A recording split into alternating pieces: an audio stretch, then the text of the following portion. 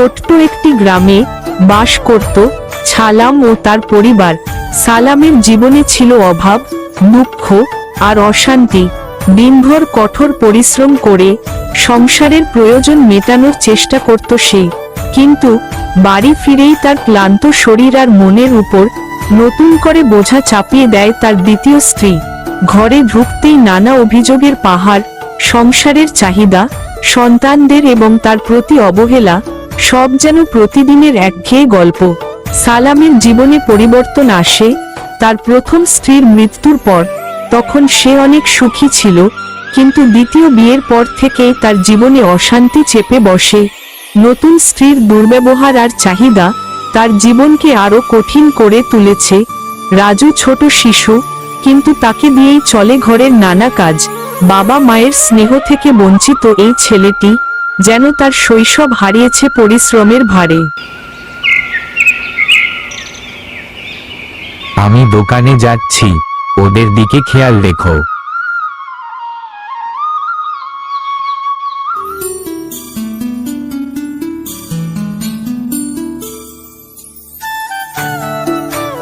নবাব জাদা এখনো ঘুমুচ্ছে? রাজু, রাজু, এই নবাব জাদা, এবার ওঠেন, অনেক কাজ পড়ে আছে। এগুলো কি করবে? পড়ে পড়ে ঘুমুচ্ছেন আর এই কাজগুলো আপনার মরা মা এসে করে দিবে? তাড়াতাড়ি ওঠ।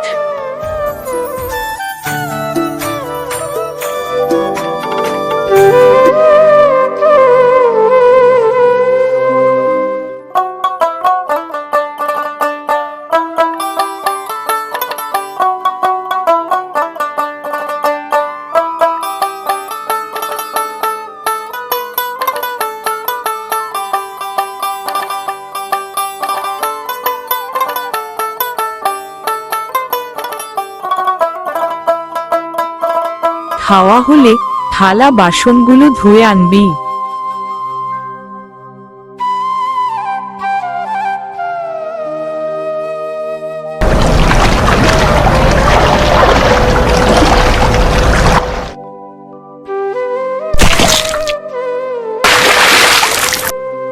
মায়ে জানলে আমায় তো মাইরেই ফেলবো। মা, থালা বাসন ধুইতে গিয়া একটা চামচ পানিতে পইরা গেছে। অনেক খুঁজছি, কিন্তু পাইনি। কি, তুই চামচ ফেলাই দিছস? আজকে তোর একদিন কি আমার একদিন, তোকে আজ শেষ করে ফেলবো। মা, আমি ইচ্ছা কইরা ফেলাইনি, ধুইতে গিয়া পইরা গেছে। আমাকে মাইরো না। আগো, আমাকে আর মাইরো না মা। ভাই কাঁদে না, আমাদের মা বেঁচে থাকলে এত কষ্ট পাইতে হইতো না। ওরা ঘুমাই পড়ছে, ওদের সাথে ঠিকমতো কথাও বলতে পারি না। সেই সকালে বেরোই, আর আসি রাইতে। যাই দেইখা আসি।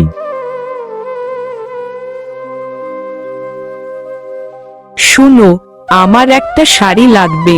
খাওয়া দাওয়া শেষ করে সালাম ও তার স্ত্রী ঘুমিয়ে পড়ল। গভীর রাতে রাজুর ঘুম ভেঙে গেল। রাজু ভাবল এই বাড়ি থেকে রানীকে নিয়ে চলে যেতে হবে, তা না হলে আমার মতো রানীকেও কষ্ট দিবে। রাজু তার ছোট্ট বোন রানীকে ডেকে তুলছে। রানী উঠো, ভোর হওনের আগে আমাগো অনেক দূর যাইতে হইব।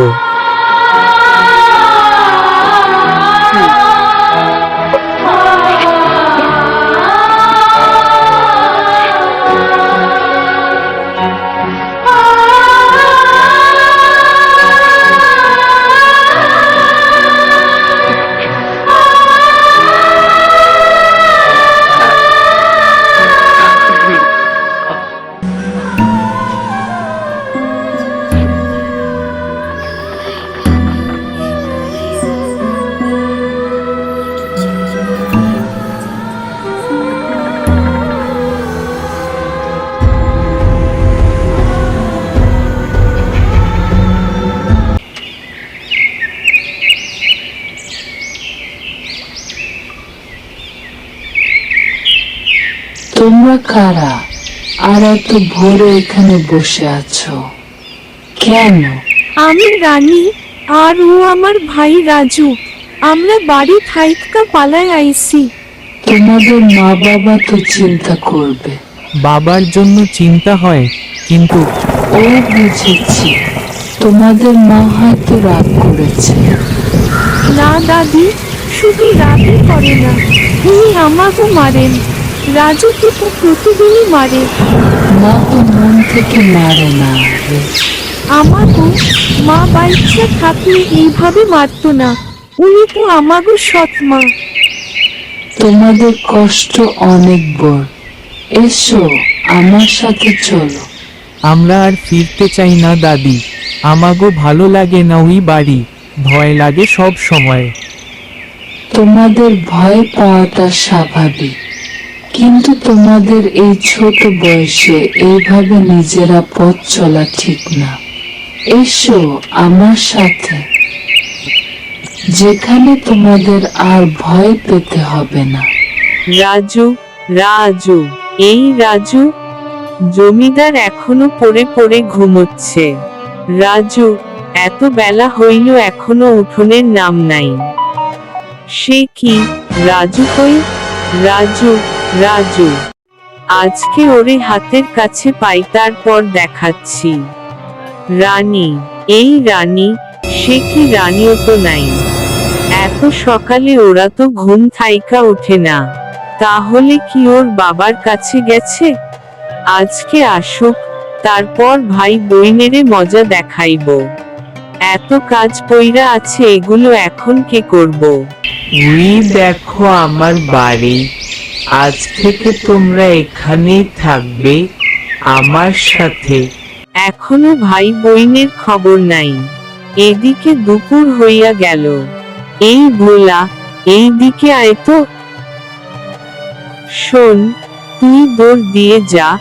রাজু আর রানী ওদের বাবার কাছে কি করে দেখা আসবি। যা।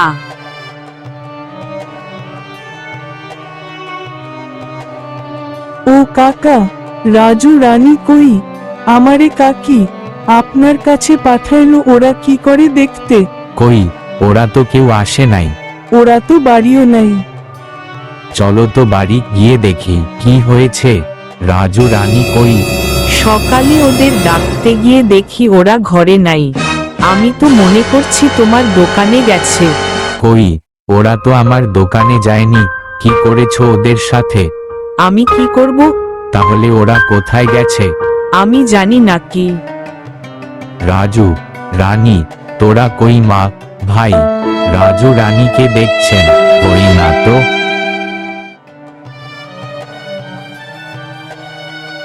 আচ্ছা দাদি, আপনি এখানে একা থাকেন কেন? একা একা থাকেন, আপনার ভয় করে না?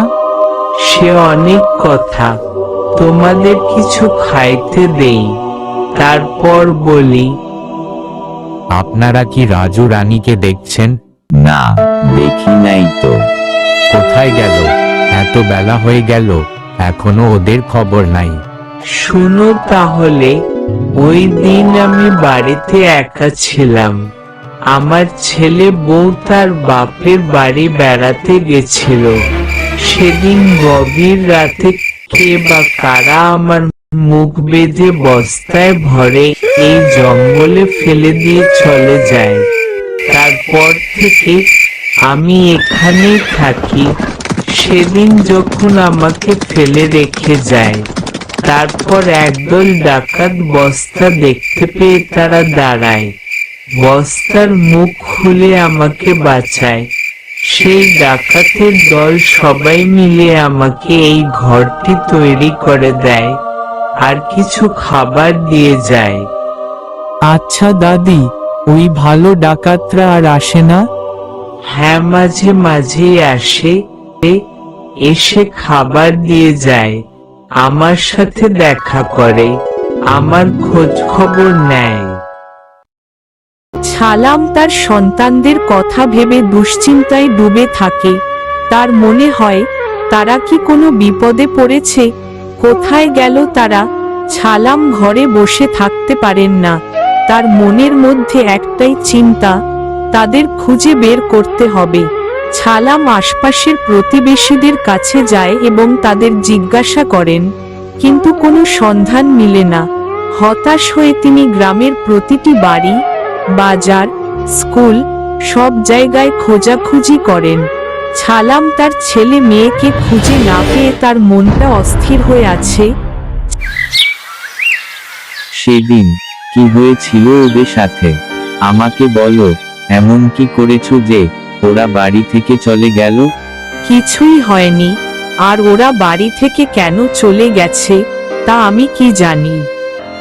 বউ এর এই ধরনের কথা শুনে ছালাম তার দোকানে যাওয়ার জন্য বাড়ি থেকে বের হলো।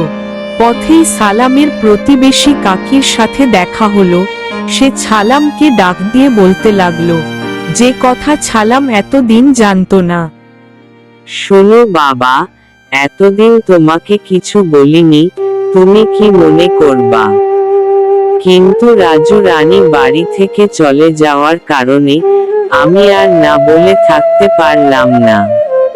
তুমি তো বাবা সকালেই দোকানে চলে যাও। তুমি বাড়ি থেকে বের হওয়ার সাথে সাথে তোমার বউ রাজু রানীর সাথে যে ব্যবহার করে সেটা সহ্য করার মতো না। বলেন কি কাকি? হ্যাঁ বাবা, তোমার বউ রাজু রানীকে দিয়ে সারাদিন কাজ করাই, ঠিক মতো খেতে দিত না। ওই মা মরা বাচ্চা দুটোকে একটু ভুল হলেই ধরে ধরে মারত। তোমার বাচ্চা দুটো এই বয়সে অনেক কষ্ট সহ্য করেছে। জানি না সেদিন কি হয়েছিল, যার জন্য বাড়ি ছেড়ে চলে গেল।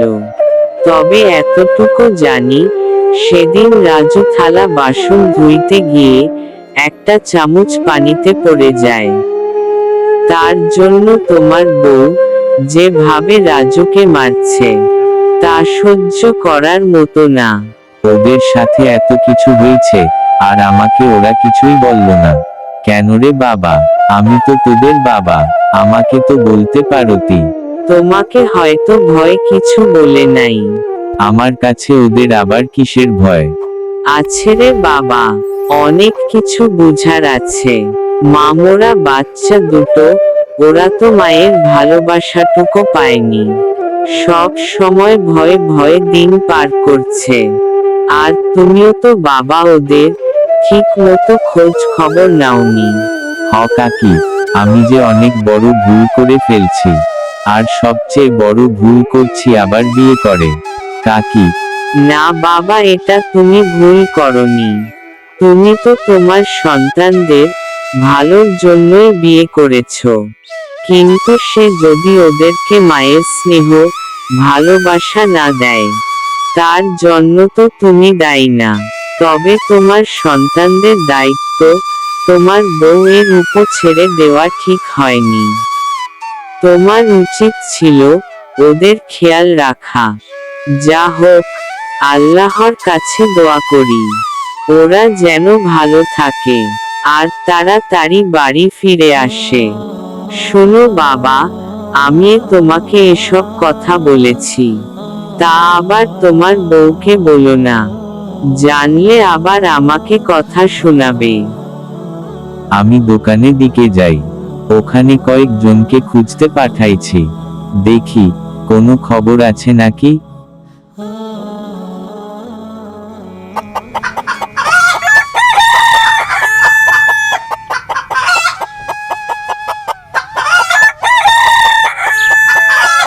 ভাই, দাদি তোমারে ডাকে।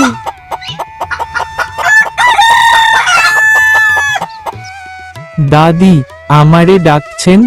হ্যাঁ রাজু, শুনো, আজকে তোমাদের ডাকাত মামারা আসবে।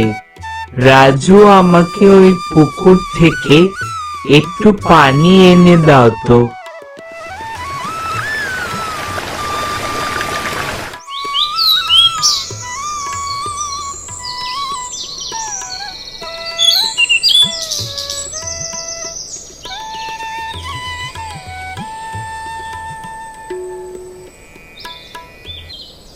সে কি? ওরা কারা?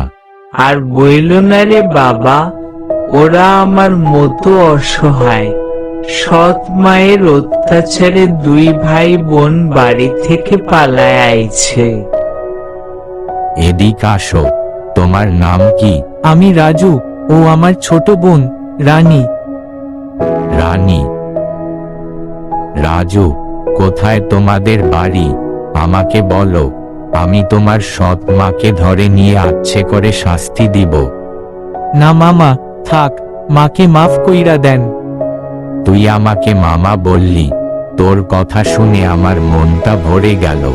সাবাস ভাগ্নে, চল আমার সাথে, তোকে আমার আস্তানা ঘুরিয়ে নিয়ে আসি।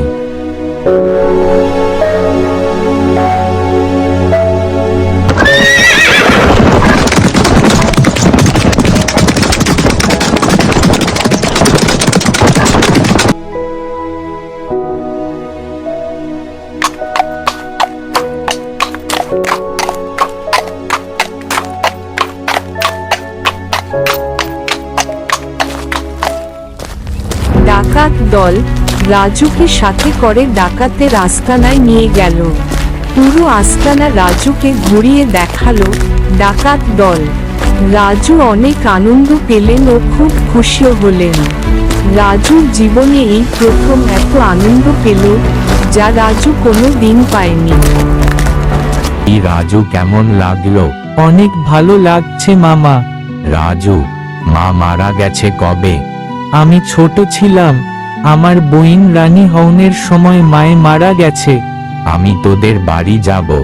কেন মামা, মায়েরে কিছু বইলেন না মামা? না রে ভাই, না, কিছু বলবো না। চল ওইদিকে যাই, তোকে আর রানীকে কিছু দিব। ঠিক আছে মামা। রাজু, এখান থেকে তোর যা মন চায় নিয়ে যা। না মামা, আমার কিছুই লাগবো না। কেন রে ভাগ্নে? রাজু, এটা রানীর জন্য। শোন গুলটে, রাজুকে বাড়ি দিয়ে তাড়াতাড়ি চলে আসবি। আমাদের রাতে বের হতে হবে। যা, রাজুকে দিয়ে আয়। মামা, আমি আসি।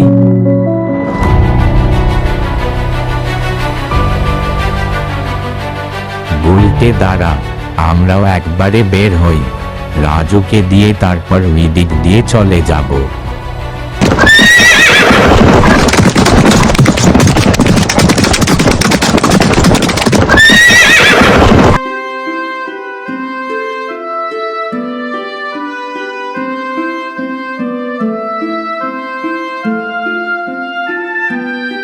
দাদি, রানী কই? মামা রানীকে এই স্বর্ণের চেইনটা দিছে। ভাই, কি হইছে? রানী, মামা তোমাকে এই চেইনটা দিছে। সত্যি? কই দেখি তো। অনেক সুন্দর তো, আমার অনেক পছন্দ হয়েছে। রাজু রানী এখানে অনেক আনন্দে দিন কাটাচ্ছে, কিন্তু রাজু রানীর বাবা সন্তানদের কথা চিন্তা করতে করতে কোনোভাবে দিন পার করছে। কোনো কাজে মন বসাতে পারছে না। সব সময় তার সন্তানদের চেহারা তার চোখের সামনে ভেসে ওঠে। কেঁদে কেঁদে বলে ওঠে, বাবা রাজু, আমার ছোট্ট সোনামণি, তোরা কই? ফিরে আয় মা, তোদেরকে আর কষ্ট পেতে দিব না। আমি তোদের অনেক খেয়াল রাখবো। দাদি, আমি জঙ্গলে যাচ্ছি জ্বালানি কাঠ আনতে।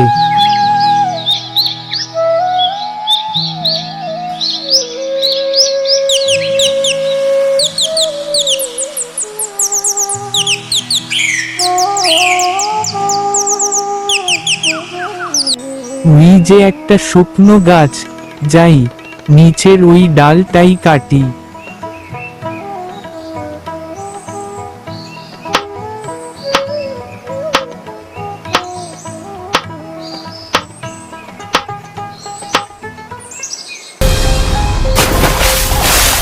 এখন কি করি?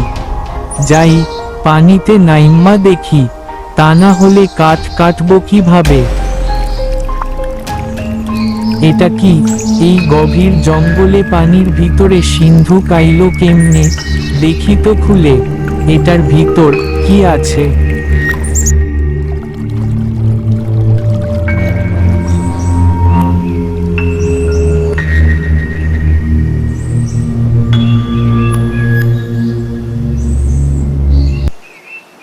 কি করি? এটা কি খুলবো না খুলবো না? না, খুইলাই দেখি, যা হওনের হইব। ওরে বাবা, পালাই।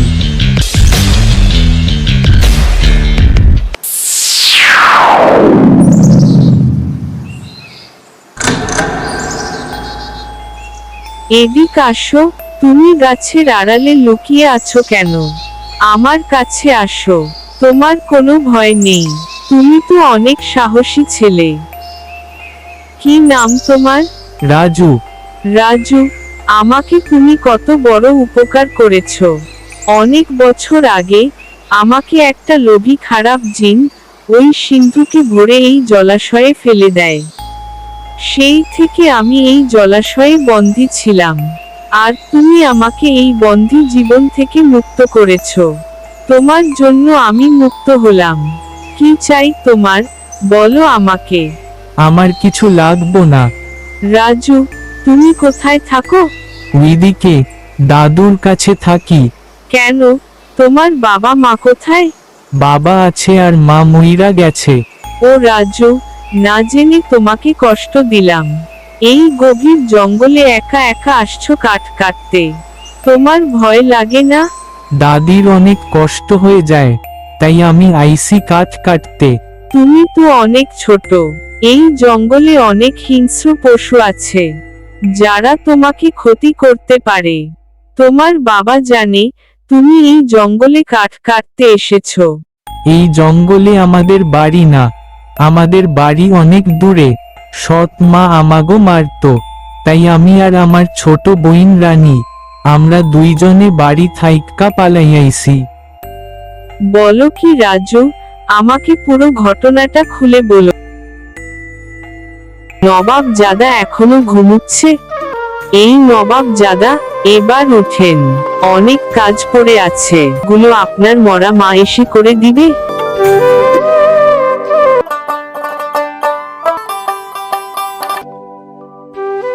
কাজ শেষ করে ফেলবো। মা, আমি ইচ্ছা।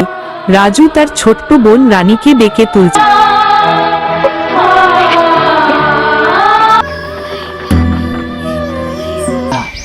আর এত ভোরে এখানে বসে আরে আর আর ভয় করে না?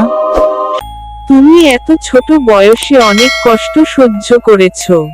আজ থেকে তোমাকে আর কষ্ট পেতে দিব না। রাজু, এটা রাখো। যখন আমার কথা তোমার মনে পড়বে, এটা ধরে আমাকে ডাকবে। আমি হাজির হয়ে যাব। পানি থেকে তোমার কুড়ালটা উঠিয়ে দেই।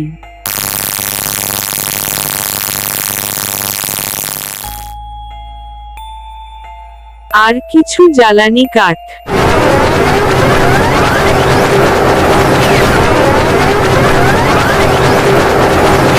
রাজু, আমি এখন যাচ্ছি, শীঘ্রই দেখা হবে। তোমাকে যে আমি কথা দিয়েছি আজ থেকে তোমাকে আর কষ্ট পেতে দিব না।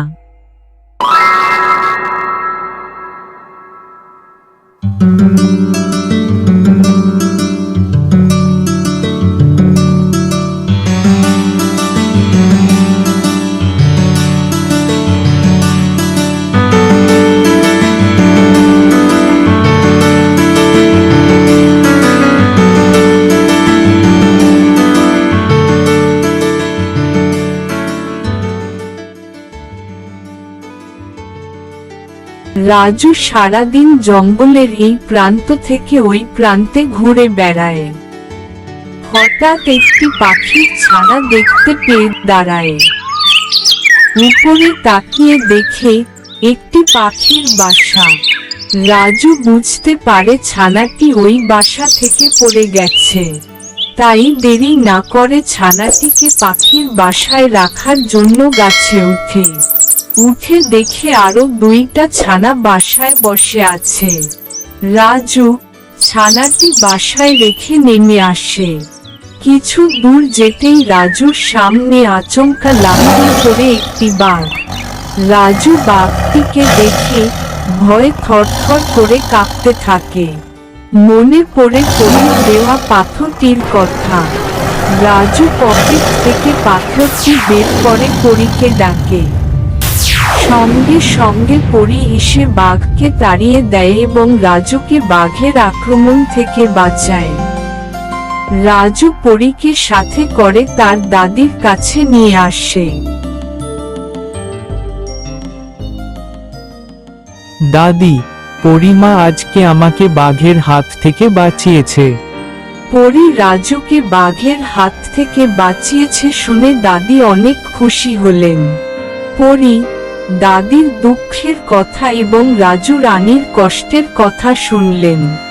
এদের কষ্টের কথা শুনে মনে অনেক কষ্ট পেলেন। পরী মনে মনে চিন্তা করলেন, এদের জন্য আমার কিছু করতে হবে। তাই পরী সবার কাছ থেকে বিদায় নিলেন।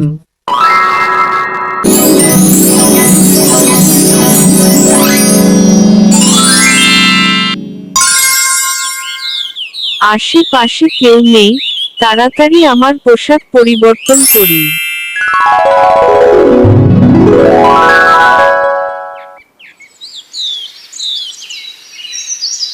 ওই বাবার সাহায্য নিতে হবে। যাই, বাবার কাছে যাই। বাবা, আপনার সাথে কিছু কথা ছিল। শুনেন বাবা, আমার একটা কাজ করে দিতে হবে। বিনিময়ে আপনাকে অনেক ধন রত্ন দিব, যা আপনি সারা জীবনেও শেষ করতে পারবেন না। কি কাজ? আর তুমি কে? এখানে কিছু বলা যাবে না, একটু ওই দিকে চলেন। বলো, কি করতে হবে আমাকে?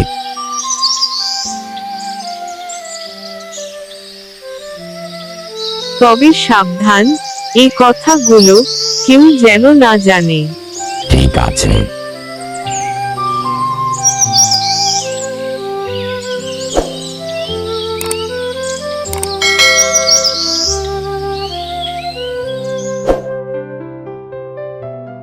ছালাম ভাই, ওই উত্তরপাড়া মাঠের মাঝে একটা গাছ আছে না, সেই গাছের নিচে এক বাবাকে দেখে আসলাম। অনেক লোকজনও দেখলাম ভিড় করে আছে। আসার সময় পথে অনেকের কাছে শুনলাম বাবা সমস্যার সমাধান দিচ্ছে। আপনি একবার বাবার কাছে যেতে পারেন। রাজু রানীর কথা বাবাকে বলে দেখেন, যদি কোনো সন্ধান পাওয়া যায়। আপনি আর দেরি কইরেন না, এখনই যান, বাবার কাছে সব খুলে বলেন। ঠিক আছে ভাই, আমি এখনই যাচ্ছি।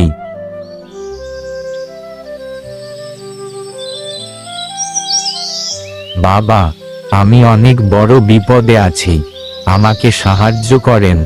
আমার 2 সন্তান বাড়ি থেকে চলে গেছে। তোর বউ তোর সন্তানদের অনেক অত্যাচার করত। তোর বউ তোর ছেলেকে দিয়ে অনেক কাজ করাতো। সেদিন তোর ছেলে অনেক মেরেছিল। বাবা, আপনি তো সব কিছুই জানেন, তাহলে তো আমার সন্তানেরা কোথায় আছে আপনি জানেন। আমাকে বলেন বাবা, ওরা কোথায় আছে? ওরা ভালো আছে, কিন্তু ওদের তো তুই আর ফেরত আনতে পারবি না। তবে একটা উপায় আছে, তুই কালকে আসবি, এখন যা।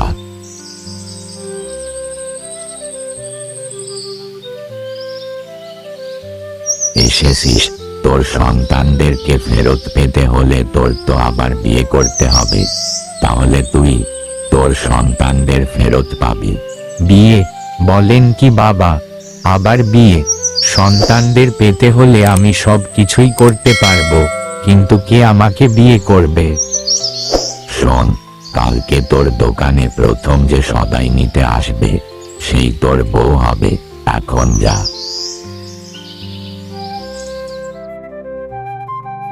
বাবার কথা মতো পরদিন সকালে সাধারণ মহিলা সেজে সালামের দোকানে সদাই নিতে আসলো পরী, এবং সালামের সাথে অনেক কথা হলো পরীর। এভাবে কেটে গেল বেশ কয়েকদিন, তারপর বিয়ে। তুমি কোন সাহসে ওকে বাড়িতে নিয়ে আসছো? আস্তে গলা নামিয়ে কথা বলেন। তা না হলে কি করবি তুই? কি হচ্ছে এগুলো? একটু চুপ করো, চলো আমরা পাশের রুমে যাই। তোমার রুম কোনটা? কেন, এটাই তো আমার রুম। তাহলে পাশের রুমে যাব কেন? আমি এখানেই থাকবো, আজ থেকে এটাই আমাদের রুম। দাঁড়া, তোরে এই রুমে থাকাচ্ছি, বের হ আমার ঘর থেকে। কি, তুমি দাঁড়িয়ে দাঁড়িয়ে এসব শুনবা নাকি কিছু করবা?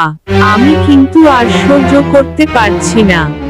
আচ্ছা, আমি দেখতেছি, তুমি শান্ত হও। শোনো মেঝো বউ, তুমি তাহলে রানীর রুমটাতে থাকো। থাকো তুমি তোমার বউকে নিয়ে, আমি যাচ্ছি আমার বাপের বাড়ি। মা, তোমার জামাই আজকে বিয়ে করে ওই ডাইনিকে বাড়ি নিয়ে আইছে। ওই ডাইনি আমাকে আমার ঘর থেকে বের করে দিচ্ছে। তোমার জামাইও সাথে সাথে তাল দিচ্ছে।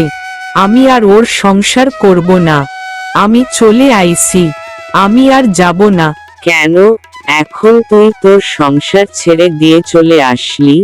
একটিবার ভেবে দেখলি না আমি যে যাচ্ছি, কার কাছে যাচ্ছি? কেন, তোমাদের এখানে আমার কি একটু জায়গা হবে না? হতো যদি আমাদের কথা তুই শুনতি। তুই তো কখনোই আমাদের কথা শুনিসনি। আজ তোর এই পরিণতির জন্য তুই দায়ী। আমি তোর জন্য কিছু করতে পারবো না। হ্যাঁ, তোর বাবা যদি বেঁচে থাকতো তাহলে ভেবে দেখতাম। তোর ভাই এটা মেনে নিবে না, কারণ আমরা তো জানি জামাই কেমন ছেলে। যেখানে তোর ভাই নিজে জামাইকে পছন্দ করে তোর সাথে বিয়ে দিচ্ছে, তুই বিয়ের পর থেকে ওই মা মরা বাচ্চা দুটোকে ঠিকমতো ভালোবাসি শুনি। তোর কারণে বাচ্চা দুটো বাড়ি থেকে চলে গেছে। এটা তোর কপালের লিখন। আর এটার কারণ তুই আইছিস কয়েকদিন বেড়া, তারপর রাগ কমলে চলে যাস। আর তুই যে রাগ করে বাড়ি থেকে চলে এসেছিস, এটা যেন তোর ভাই না জানে। হ, এখন তো সব দোষ আমার। আপনি সারাক্ষণ মন খারাপ করে বসে থাকেন কেন? সন্তানদের কথা মনে পড়লে আমার আর কিছুই ভালো লাগে না। কতদিন হয়ে গেল, কিন্তু কোনো খবর পেলাম না। কোথায় আছে, কেমন আছে, বেঁচে আছে না? ওসব কথা বলে না, আপনি কোনো চিন্তা কইরেন না। ওরা হয়তো ভালোই আছে, দেখবেন ওরা একদিন ঠিক চলে আসবে। তাই যেন হয় ছোট বউ। শুনো, আমি দোকানে যাচ্ছি। ছালাম তার ছোট বউকে রেখে দোকানে গেল। ছোট বউ বাড়িতে একা একা বসে ভাবছে। কিছুক্ষণ পরে সালামের মেঝো বউ বাড়ি আসলেন, কিন্তু কেউ কারো সাথে কথা বললেন না। দুইজনই যার যার রুমে থাকলেন। এভাবেই দিন গড়িয়ে রাত হলো। ছালাম তার দোকান বন্ধ করে বাড়িতে আসলেন। এসে শুনলেন তার মেঝো বউ বাড়ি আসছে।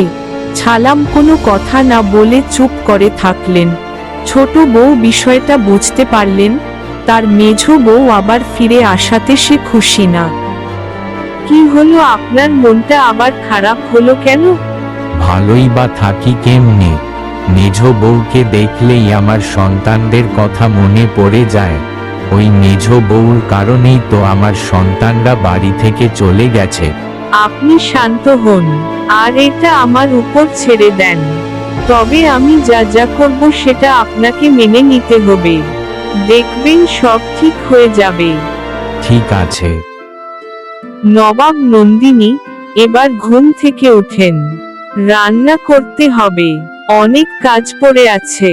এগুলো কে করবে শুনি? আর কান খুলে শুনে রাখেন, এই সংসারে থাকতে হলে আমার কথা মতো চলতে হবে। কোনো রকম এদিক সেদিক হলে পরিণতি কিন্তু ভালো হবে না। কথাগুলো মাথার মধ্যে ভালোভাবে ঢুকিয়ে রাখেন। পরীর কথা মতো মেঝো বউ ঘুম থেকে উঠে কাজ করতে লাগলেন। রান্না করা, উঠোন ঝাড়ু দেওয়া, থালা বাসন মাজা, গরু নিয়ে মাঠে বেঁধে দেওয়া, আরো অনেক কাজ করলেন। এভাবে চলতে থাকলো বেশ কয়েকদিন। হঠাৎ একদিন সকালে মেঝো বউ ঘুম থেকে না উঠায় ছালাম গেল দেখতে। গিয়ে দেখে মেঝো বউ জ্বরে থরথর করে কাঁপছে, সারা শরীর গরমে পুড়ে যাচ্ছে। মেঝো বউর এই অবস্থা দেখে ছালাম একটু কষ্ট পেলেন। তাই তাড়াতাড়ি ওষুধ আনতে যাবে বলে বাসা থেকে বের হবে, এমন সময় ছোট বউ সালামকে আটকালেন। দাঁড়াও, তুমি কোথায় যাচ্ছ? শোনো ছোট বউ, মেঝ বউর গা জ্বরে পুড়ে যাচ্ছে, তাই আমি বাজারে যাচ্ছি ওষুধ আনতে। জ্বর ফর কিছুই না, এগুলো নাটক। কাজ করার ভয়ে জ্বরের নাটক সাজিয়ে শুয়ে আছে। তুমি দোকানে যাও, কারোর জন্য ওষুধ আনতে হবে না। শুধু শুধু টাকা নষ্ট। যাও যাও, দোকানে যাও। এবার ওঠেন, আর নাটক করতে হবে না। কামচোর একটা। তাড়াতাড়ি উঠে কাজগুলো শেষ করে আমাকে উদ্ধার করেন। ছোট বউর কথাগুলো শুনে নিজেকে অনেক অসহায় মনে করে কাঁদতে লাগলেন। ভাবতে লাগলেন, এটা মনে হয় রাজু রানীর অভিশাপ। আজকে যেটা আমার সাথে হচ্ছে, একই কাজ তো আমিও রাজু রানীর সাথে করেছিলাম, তাই আমার পাপের সাজা আমি পাচ্ছি। পরী আড়াল থেকে মেঝ বউকে দেখে বুঝতে পারলেন তার মনের ভিতর রাজু রানীর প্রতি অবহেলা, অবিচার করেছে, ওদেরকে ভালোবাসা, আদর থেকে বঞ্চিত করেছে, সেটা বুঝতে পেরেছে। এবং রাজু রানীর প্রতি ভালোবাসা তৈরি হচ্ছে। তাই পরী নিজেই বাড়ির সব কাজ শেষ করলেন। শুনেন, আমি কয়েক দিনের জন্য বেড়াতে যাব। আমার একটা জরুরি কাজ আছে, কাজটা শেষ করে চলে আসব। খুব ভোরে পরী জঙ্গলে এসে নিজেকে পরী রূপে পরিবর্তন করে নিলেন। দূর থেকে দুটো লোককে দেখছে। এরা কে হতে পারে? হ্যাঁ, এরা সেই দুজন যারা এক বৃদ্ধা মহিলাকে বস্তায় ভরে জঙ্গলে ফেলে দিয়েছিল। তাই এদের কাছ থেকে সত্যিটা জানার জন্য দূর থেকে এদেরকে জাদু দিয়ে গাছের সাথে বেঁধে ফেললেন। সে কি? এটা কি হচ্ছে? কে আপনি? আর আমাদেরকে গাছের সাথে বেঁধেছেন কেন? কি এখন কেমন লাগে? আজকে তোদের দুজনকে এই গাছের সাথে বেঁধে রাখবো। আর ওই যে দূরে তাকিয়ে দেখ একটা বাঘ, ওদের দুজনকে আজ বাঘের খাবার বানাবো। না না, আমরা বাঘের খাবার হতে চাই না। আমাদেরকে ছেড়ে দাও, আমাদের বাঁধন খুলে দাও। আমাদের খুব ভয় করছে, আমাদেরকে যেতে দাও। সেদিন তো তোরা ওই বয়স্ক বুড়ি মাকে ছাড়িসনি। কোন বুড়ি? আমরা কোনো বুড়ি মাকে চিনি না। চিনবি, সব মনেও পড়ে যাবে। শুধু ওই বাঘটা একবার এখানে আসুক, তারপর সব মনে পড়বে। আবার বাঘ কেন? বাঘের আশা লাগবে না, আমাদের মনে পড়েছে। যা কল্পতেই মনে পড়ে গেল। এবার বল, সেদিনের সত্য ঘটনাটা আমাকে খুলে বল। যদি কোনো রকম মিথ্যে বলেছিস, তাহলে তোরা শেষ। না না, কোনো কিছুই লুকাবো না, সব সত্য বলতেছি। সেদিন আমরা দুজন বাজার থেকে ফিরছিলাম, হঠাৎ পিছন থেকে একটা মহিলা আমাদের ডাকলেন। মনে হলো সে আমাদের অনেক আগে থেকে খেয়াল করছে। কোন এক নির্জন জায়গার অপেক্ষায় আমাদেরকে যেখানে দাঁড়াতে বললেন, সেটা একটা নির্জন জায়গা ছিল। আর ওই পথ দিয়ে কোন লোক আসা যাওয়া করে না। তার ডাক শুনে আমরা দাঁড়ালাম। কাছে এসে আমাদের বলল, ভাই, ভয় পাওয়ার কোনো কারণ নাই। আমি কোনো ভূত পিশাচ না, আমি মানুষ। তবে এখান দিয়ে যে আপনারা যাওয়া আশা করেন, সেটা আমি জানতাম। আপনাদের সম্পর্কে আরো অনেক কিছুই জানি। আপনারা কি করেন, কোথায় থাকেন, সবকিছুই আমি জানি। তাই আমাকে একটা কাজ করে দিতে হবে। কাজটা কি? কথা অল্প কিন্তু কাজটা বড়। কালকে আমি বাড়িতে থাকবো না, যা করার কালকেই করতে হবে। আর এটা কেউ যেন বুঝতে না পারে। এই বলে সে চলে গেল। পরদিন কথা মতো আমরা রাতে চলে গেলাম তার বাড়ি। গিয়ে দেখি বাড়িতে কেউ নেই, শুধু ওই বুড়ি মা ঘুমিয়ে আছে। তাই আর দেরি না করে তাড়াতাড়ি বুড়ি মার মুখ বেঁধে তাকে বস্তায় ভরি। আর ওই বস্তাটা গভীর জঙ্গলে ফেলে দিয়ে আমরা চলে আসি। তারপর কি হয়েছে আমরা আর কিছু জানি না। একই কাজ আবার করতে হবে। আমি খোঁজ নিয়ে এসেছি, ওর মা এখন ওই বাড়িতেই থাকে। বাকিটা বুঝেছিস নাকি বুঝিয়ে দিতে হবে? বুঝেছি বুঝেছি, সব বুঝেছি, আর কিছু বলতে হবে না, আমরা আজকেই কাজ করে দিচ্ছি।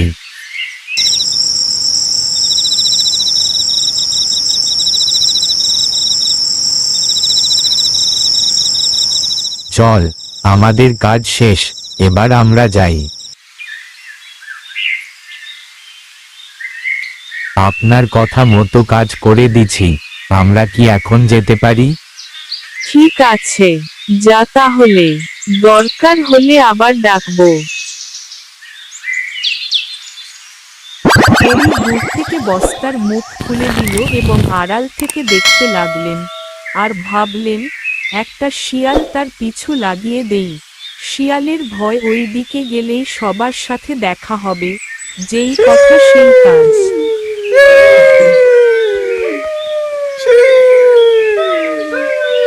আমার মা কই? কি করেছো আমার মাকে? মানে কি?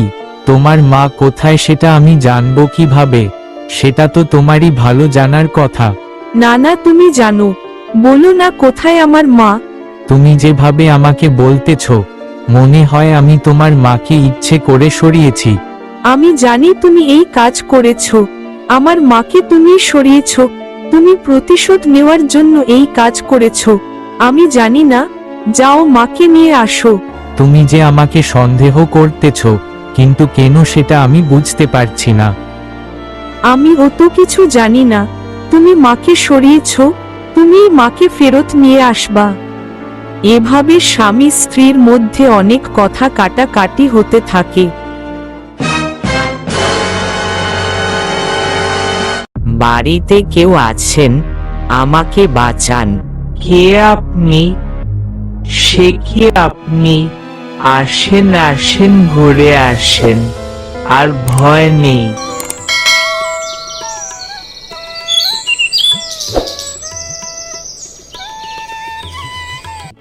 আপা, আপনি এখানে? সব নিয়তির খেলা, আপনাকে বস্তায় ভরে ফেলে দিয়ে গেল। আমি না হয় ওদের সংসারে বোঝা হয়ে গেছিলাম, কিন্তু আপনাকে কেন? এটা আমি করিয়েছি। আপনার মেয়ে দুজন লোক দিয়ে এই জঘন্য কাজটি করায়, তাই আপনার মেয়েকে শিক্ষা দেওয়ার জন্য তার ভাড়া করা লোক দিয়ে আপনাকে একইভাবে তুলে আনা হয়েছে, যেন আপনার মেয়ে বুঝতে পারে সে যেটা করেছে অনেক বড় অন্যায় করেছে। তার মানে আমার মেয়ের জন্য আপনি এইখানে? আমার মেয়ে এত খারাপ? আপা, আমি যদি আপনার এখানে থাকতে চাই, আমাকে থাকতে দিবেন? ওর মুখ আমি আর দেখব না। আপনাকে এখানে নিয়ে আসার একটা কারণ আছে, যা বাড়িতে বলা ঠিক হবে না, তাই এখানে নিয়ে আসলাম। আসলে আমি একটা পরী। আমি অনেক বছর জঙ্গলের জলাশয়ে বন্দী ছিলাম। আপনার ছেলে আমাকে বন্দী থেকে মুক্ত করে। কে রাজু? তার মানে দরবেশ বাবার কথা মিলে গেল। আমি রাজুর কাছ থেকে সবকিছু শুনি, তাই আপনার মেঝো বউ যে ভুল এবং অন্যায়গুলো করেছে তা শুধরানোর জন্য আমি ওই দরবেশ বাবাকে যেভাবে বলেছি, দরবেশ বাবা আপনাকে সেইভাবে বলেছে। আসলে সবই ছিল সাজানো, তা না হলে আপনার সংসারে ঢুকতে পারতাম না, আর আপনার মেঝো বউকে শুধরাতে পারতাম না। সব কিছুই বুঝলাম, কিন্তু আমাদের বিয়েটাও কি সাজানো ছিল? ওসব কথা এখন ভুলে যান। রাজু রানীকে আনতে যাবেন না? ও হ্যাঁ, তাই তো, কতদিন ওদের দেখি না। পরী ঝটপট তার পোশাক পরিবর্তন করলেন এবং একটি জাদুর গালিচা আনলেন। সন্তানদের মুখ দুটো দেখার জন্য বাবার মনটা ছটফট করছে, তাই আর দেরি না করে গালিচায় চড়ে দুজনে যেতে লাগলেন। কিন্তু দুজনের মনের মধ্যে কোনো এক অজানা কথা জমা হয়ে আছে, কেউ কাউকে বলতে পারছে না। দুজনের মনের কথা মনের মধ্যে চাপা দিয়ে রাখলেন। রাজু, বাবা, তোরা কেমন আছিস? রানী, মা, আয়, আমার কাছে আয়। তোরা আমাকে একা রেখে চলে আসলি, একটিবার বাবাকে তো বলতে পারতি। তোরা কত কষ্ট সহ্য করেছিস সেটা আমি একটিবারের জন্য বুঝতে পারিনি। তার জন্য আমাকে মাফ করে দিস বাবা। রাজু রানী তোমাদের আর কেউ কোনো কষ্ট দিবে না।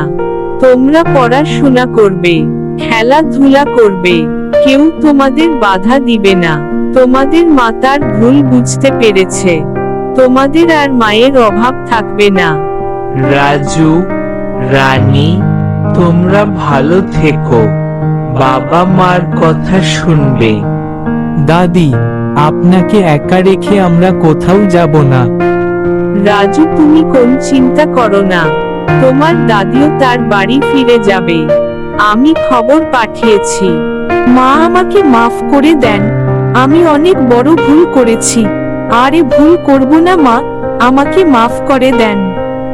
মা আপনার বৌমাকে মাফ করে দেন, সে তার ভুল বুঝতে পেরেছে, ওকে মাফ করে দেন মা। চলেন মা আমাদের সাথে। আমি তোমাদের অনেক আগেই মাফ করে দিয়েছি, তোমাদের প্রতি আমার কোন রাগ নেই। কিন্তু আমি তো এখন যেতে পারবো না। আমার যে এখানে আরেকটি ছেলে আছে, তাকে রেখে আমি তো যেতে পারবো না বাবা। তোমরা যাও, আমার দোয়া তোমাদের উপর সব সময় থাকবে। না মা, তা হয় না, আপনি যান। যেহেতু আপনার ছেলে বউ তার ভুল বুঝতে পেরেছে, আপনি ওদের সাথে যান। আমাকে যে আপনি ছেলে বলেছেন, আমি মাঝে মাঝে গিয়ে আপনার সঙ্গে দেখা করে আসব। তোমরা মন দিয়ে শুনো, এরপর থেকে আমার মা যদি কোনো রকম কষ্ট পায়, তাহলে কিন্তু আমি তোমাদের ছাড়ব না। পরি তার দেওয়া কথা রাখলেন। রাজু রানীকে তার বাবা মার কাছে ফিরিয়ে দিলেন এবং মাকে তার সন্তানের কাছে ফিরিয়ে দিলেন। পরি মনুর মধ্যে সালামের প্রতি ভালোবাসা লুকিয়ে রেখে বিদায় নিলেন, কিন্তু সালাম সেটা কোনোভাবে মানতে পারছে না। তারপরেও সন্তানদের কথা চিন্তা করে পরীকে হাসি মুখে বিদায় দিলেন। রাজু এবং রানীকে তার সৎ মা নিজের সন্তানের মতো ভালোবাসলেন। সৎ মায়ের ভালোবাসা পেয়ে রাজু রানী তার নিজ মায়ের শূন্যতা ভুলে গেলেন। রাজু এবং রানী এখন প্রতিদিন স্কুলে যায়। এভাবে তারা আনন্দে দিন কাটাতে লাগলেন। সালামের সংসারটি যেন আগের মতো সুখে শান্তিতে ভরে গেল। প্লিজ চ্যানেলটি সাবস্ক্রাইব করে দাও।